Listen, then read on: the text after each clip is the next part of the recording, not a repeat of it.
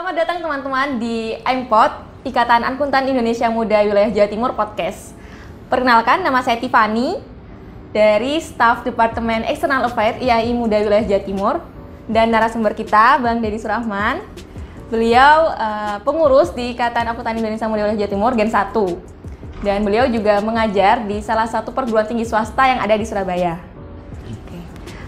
Jadi Bang Ded, temanya kali ini adalah The Miracle of Social Relation, a Booster for Organizational Progress. Dan subtemanya yang pertama ini, alasan kenapa harus berani keluar dari comfort zone. Gitu. Bang Ded, sebelumnya mohon maaf ya, tadi aku lupa nanya gimana sih kabarnya Bang Ded gitu, kan lama gak ketemu gitu. Biasa kalau pertama kali podcast itu mesti deg-deg, itu biasa. Jadi pertama kali podcast, pertama kali juga jadi penyiar itu mesti deg-deg itu biasa. Yeah. Jadi saya mengalami itu.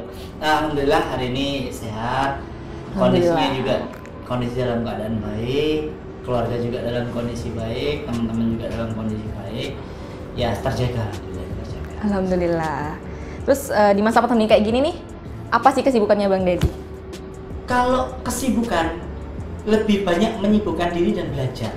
Nah, yang pertama adalah sibuk untuk membuat video. Nah, salah satunya ini bukan Bang? Bukan. Oh bukan.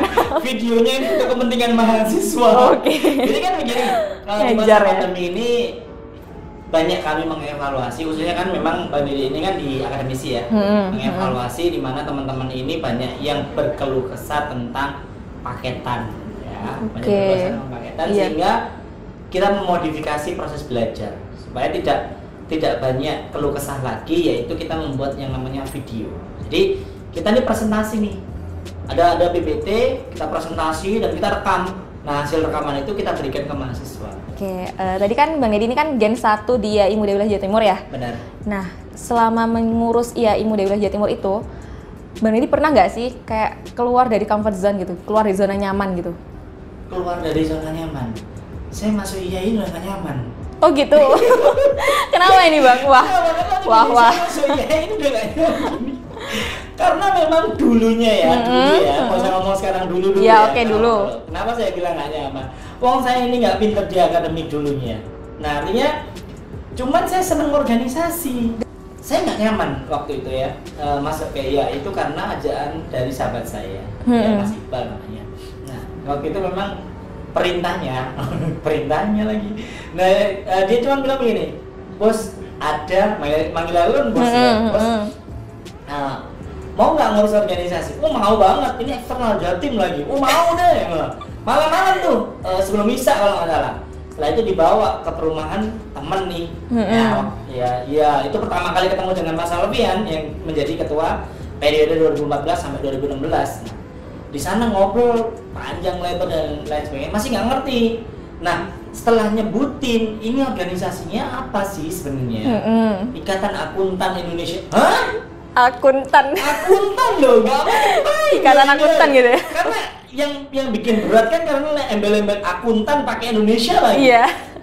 Oh, ini lari-larinya ke akademik nih, kan gitu kan, lari-larinya ke mata kuliah nih. Betul. Aku udah bilang ke Mas Iqbal, Bar, aku nggak sanggup Bal kalau kayak gitu. Bos tahu lah bos, yang kita kerjakan ini nggak melulu itu kok. Janji yo, janji. Oh masih diyakini. Sampai tanya janji gitu. Jadi ya masih diyakini. Oke. Nah hari kedua nih, kumpul nih 11 orang dari PTN maupun PTS nih ya. Nah artinya begitu kumpul, maka kita bikin yang namanya skema pembentukan organisasi. Wah jelas kan, menang 1 poin kan. Begitu isinya apa aja yang dilakuin, waduh langsung kayak apa namanya, apa sih tanaman yang dipukul begini langsung apa namanya, Putri Malu itu lah. Putri Malu, udah langsung jadi Putri Malu. Oh my god, ini isinya adalah akademik banget. Yang dibahas adalah apa? PSAK, coba bayangin. Ya itu, ya udah akademik banget ya PSAK. Loh, PSAK loh. Oke. Ini covernya aja baru lihat waktu itu kan. Apalagi isinya seperti apa? Wih. Hanya ngobrol panjang lebar. Kalau nggak salah di bulan Mei, kalau nggak salah ya Mei, alhamdulillah Profcip memberikan izin kepada kami untuk dijadikan kepengurusan yang satu-satunya ada di Indonesia, yaitu IAI Muda di bawah naungan IAI Jatim.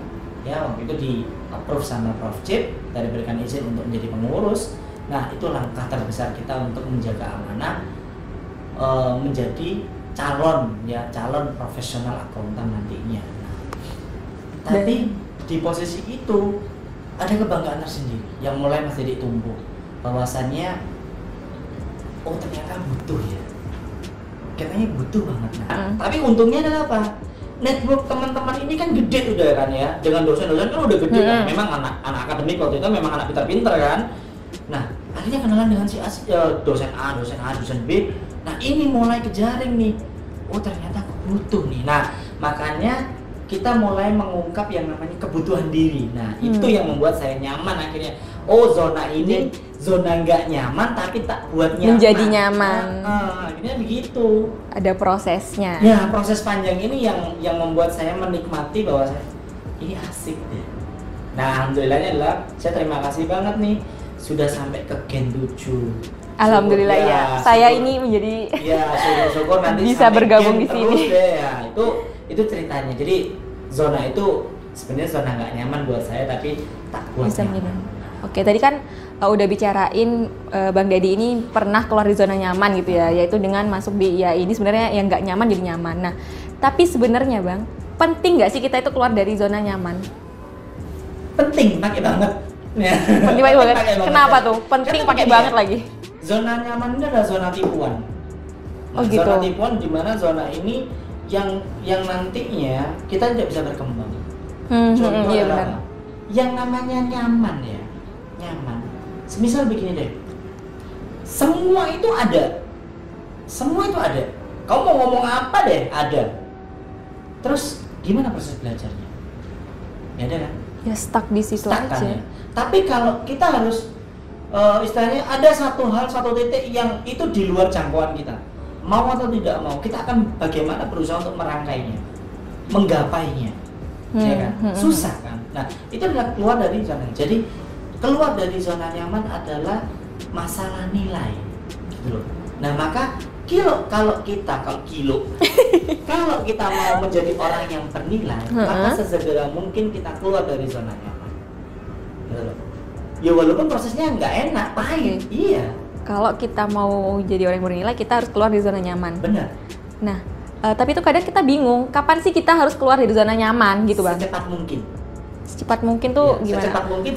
Jangan sampai kamu nunggu kerasa. Jangan sampai ada masalah baru kamu keluar. Nah, artinya apa? Kita dianugerahi hal yang sama loh ya sama Allah ya.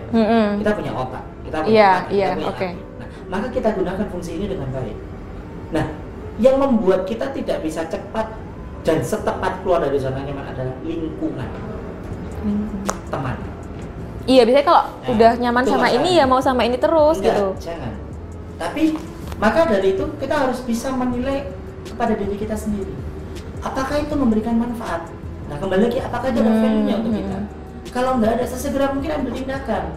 Oh, nggak bisa nih. Kayak begini. Tapi dengan cara yang baik, dengan cara yang bijak, betul. Terus ketika kita sudah keluar dari comfort zone gitu Mas Ded, gimana sih cara kita membangun relasi agar relasi itu juga membawa manfaat kepada kita? Oke. Gitu. Nah, ini adalah kasus yang sering kita alami ya. Artinya begini. Sebenarnya ini kan kalau kita berbicara relasi itu lebih condong pada partner kerja. Partner kerja, oke. Ya, tapi kita coba persempit lah. Bahwasannya kita butuh yang namanya network, ya jaringan. Jadi kita persempit ke sana aja deh. Nah, mahasiswa lagi butuh jaringan. Nah, kalau kita mau memperluas jaringan, maka kita berupaya untuk memposisikan diri. Itu poin yang pertama. Nah, yang kedua, buatlah kamu mengerti orang lain. Jangan kamu menuntut untuk dimengerti. Itu poin kedua. Poin ketiga adalah belajarlah mendengarkan. Belajar mendengarkan. Kadang begini, karena kita ini merasa paling bagus di antara orang-orang, maka kita lebih banyak vokal. Oke, jadi kurang mendengarkan gitu ya. Menunjukkan bahwasannya aku lo pinter bikin, itu nggak penting. Orang nggak akan pernah butuh kamu itu pinter dan lain sebagainya, nggak penting. Yang terpenting adalah kamu punya manfaat nggak. Nah, itu masalah yang harus kita hadapi sekarang. Nah, kalau kita berbicara jaringan, kita enggak, selama masih kuliah, tolong pemetaan ini harus diminimalisir dengan baik. Pemetaan teman ya. Artinya proses pemetaan teman itu maksudnya begini. Jangan kita menutup berteman dengan si A, si B dari kalangan apapun. Jangan. Itu pemetaan. Pemetaan dulu. Nah, tapi meminimalisir pemetaan itu maksudnya begini. Coba deh kamu lihat di saat sudah punya network gede, ya loh. Nah, coba kita kaji kembali. Kira-kira di network ini tadi, di lingkungan-lingkungan ini tadi, punya enggak poin penting yang memberikan istilahnya yang memberikan dampak positif kepadamu, atau bisa jadi ini dampak negatif kepadamu. Nah, jadi ini mulai kita pemetaan. Tapi di posisi mana kita melakukan pemetaan? Nanti setelah kita sudah masuk pada satu jaringan yang kita sudah merasakan masa itu. Nah, yang paling gampang gini, ada kalanya kita berteman dengan orang yang jual minyak wangi, kita akan ikut harum dong. Iya, iya. Tuh. Yang kedua adalah ada di mana kita berkumpul dengan para cendekiawan. Oh, kita jadi pintar banget, jadi dan sebagainya. Nah, keikut gitu ya. Ikut ya. Nah, ada kalanya kita berkumpul dengan teman-teman yang memang tidak sekolah. Supaya apa? Supaya kita tahu rasanya. Oh, ternyata saya yang berpendidikan itu dibutuhkan oleh mereka. Gitu. Jangan berpikir begini, oh mereka yang butuhin, itu salah. Tapi kita berupaya untuk meluangkan waktu, aku butuh kalian, gitu. Intinya adalah untuk membuat itu semua kita berupaya pada 3 poin itu tadi. Nah, kalau kita udah menguasai 3 poin itu tadi, maka kita akan nyaman untuk berteman dengan siapapun dan tulus. Itu yang terakhir. Itu kunci pentingnya di situ ya. Tantangan ini harus kita masukin gitu, jangan pernah takut. Gitu. Karena ketakutan untuk dihadapi, iya, bukan jangan menghindari gitu, jangan dihindari. Semakin kamu menghindar, masalah itu akan semakin bertambah. Iya, benar. Selesaikan satu demi satu. Jadi mulai kita terbuka gitu loh.